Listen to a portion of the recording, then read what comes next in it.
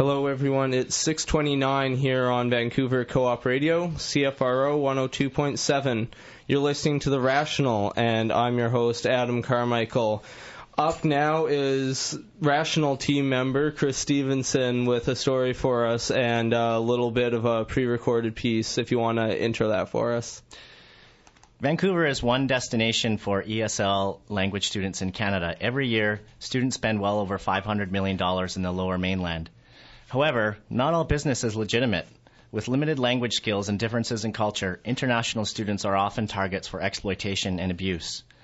Joining us in the studio this evening is victims service worker from the Vancouver and Lower Mainland Multicultural Family Services Society, who refers to as Hiroko. Good evening. Good evening. And Atsuko Kato, an anthropology professor from the International Christian University in Tokyo. Good evening. Good evening. Before we get to the interview, I'd like to listen to a mini documentary that I put together a few years ago on female Japanese international students living in Vancouver.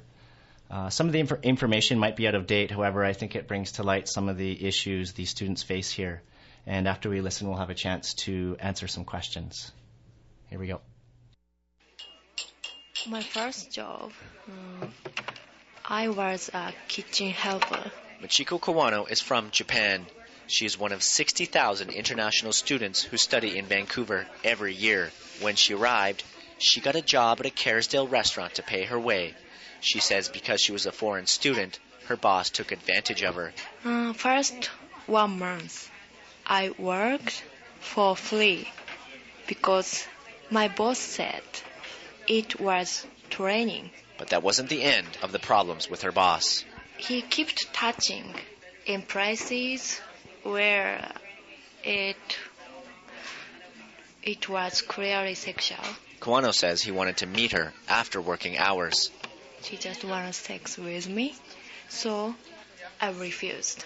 When I refused, he cut my work schedule from 4 days to 2 days. With no one to talk to and no one to go for help, Kawano quit. When I came here, I used some agency, but they didn't tell me how to complain.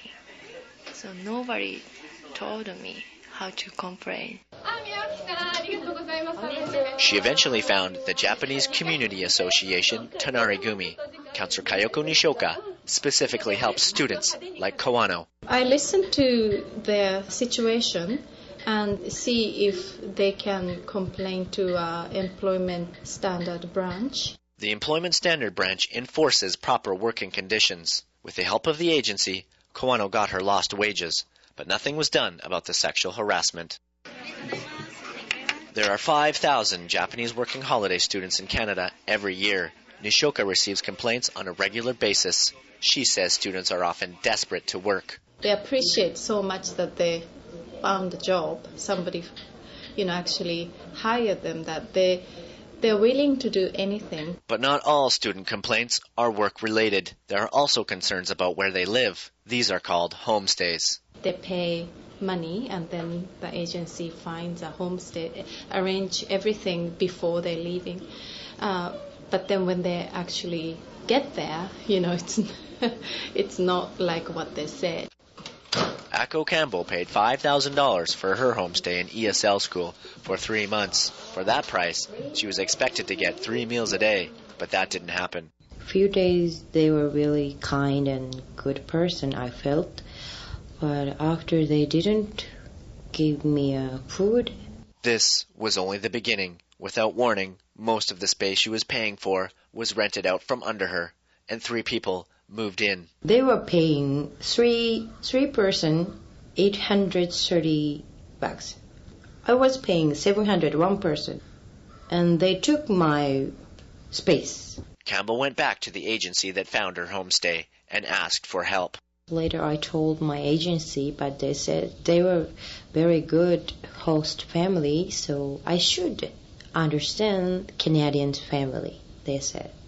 Yeah, and they didn't give me a chance and change the host family and give back money. A lot of agencies and schools have strict regulations for homestays, but others fall through the cracks. Good afternoon, Langara Homestay Program. How can I help you? Valerie Peters is the manager for international education at Langara College. She deals with both homestays and students. You have to keep in mind that there are students who are finding homestay on their own, maybe finding it through newspapers, maybe finding it through internet, maybe finding it on bulletin boards, and of course then they don't have anybody. And so I would say that those students are at the greatest risk. Peter says homestay programs like Langara have strict standards. They visit the home, check criminal records, and provide a 24-hour emergency line. The problem is there's no province-wide enforcement. There isn't any way of ensuring that any one particular homestay program is abiding by any kinds of standards or guidelines.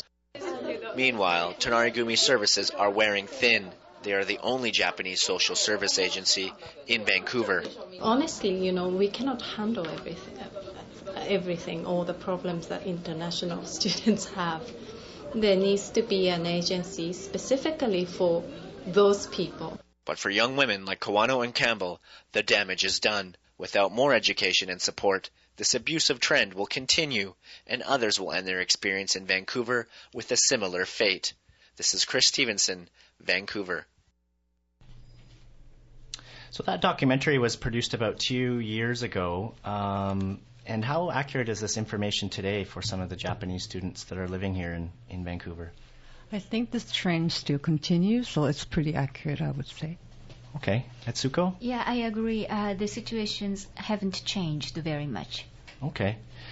Now, Hiroko, with the work that you do with the Support Service Society here in Vancouver, how often do you deal with Japanese students or working holiday students that are in need of help? I have about 30 clients, the files per month, and within those 30 files, I would say 1/3 is working holiday makers or somebody called visitor's visa, so that somebody who has no status. Okay. As a landed immigrant. Okay. Etsuko, maybe you could tell us a little bit of difference between what an international student is and a working holiday student, because there's a difference between the two. Is that right? You're right. The types of visa are very different. The students are supposed to study here. Meanwhile, working holiday visa means that the visa gives you up to 12 months holiday here in Canada. Meanwhile, you could work here in Canada as a part-timer, not a full-time worker, just to supply your holiday money. But also the working holiday makers are allowed to go to school up to 6 months. Yeah. Okay. And what are some of the issues that they face while living and working here? As mentioned in the documentary, there was some work-related issues, and then there was also some homestay-related issues as well. Yeah, and also schools. Okay. And relationship issues, which I see the most at my work. And all of these issues, some of them are related to criminal issues, such as sexual assault, physical assault, theft, fraud, that kind of things. Okay. And Etsuko, why do you think these students or international working holiday students so susceptible to exploitation and abuse? First of all, they are so eager to learn English, and they don't want to miss any chance of learning English. So not only in the classroom, they are quite open to any Canadian persons approaching to them. So in the bad luck, they catch a wrong person and deceived. Another thing is that especially working holiday makers are really eager to get jobs here. Not all of them, but many of them want to stay here longer to get a work permit and eventually permanent residency because they have some dreams in living abroad, working abroad. Okay. And Hiroko, can you take me through a typical process or encounter that you might be faced at your services organization? Yeah. First of all, it was actually not the bad luck. They run into these bad people because these bad people, they know weakness of these Japanese, mostly female working holiday makers or visitors. They come here with quite a bit of cash in their hands because they have to have at least 1 year supply of financial supply. Plus, they are eager to learn English and blah, blah, blah. But also, they have a limited time here in Canada. Their visa is only good up to 1 year, or sometimes it's a visitor is only for 6 months. So even if they get in, they are courageous enough to make a complaint in police or any other organizations, they don't really have a time to follow through. So these people, and also personality characteristic of Japanese people, they don't like to complain. And this is it's a holiday, so they don't want to ruin their holidays. Therefore, they have a tendency to keep quiet. So these people, the so-called bad people, they know all this, so they are the easy target. And these people, they do actually wait for these girls at the typical places such as public library or Starbucks coffee shops to hunt for these. They are the predators. So hunt for victims. Okay.